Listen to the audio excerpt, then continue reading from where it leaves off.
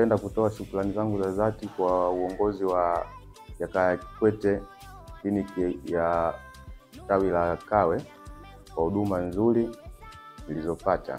Awali ya yote nilianza kupata matibabu yangu Jakaya Kikwete kutokana na foleni za watu.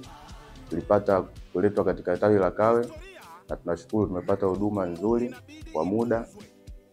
Nashukuru sana.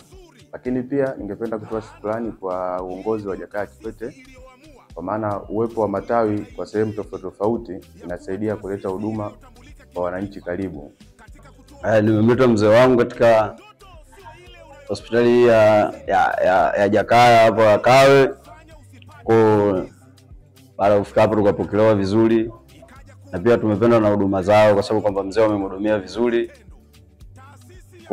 Kwamba kuna vitu ambavyo vya kurahisisha, sio mpaka utoke hapo uende Jakaya hapo kwenyewe, kwamba kuna watu wa huduma fresh na kupokea fresh. Kwamba ni kifupi kwamba huduma zao zipo sahihi na wapo vizuri wao wenyewe yani.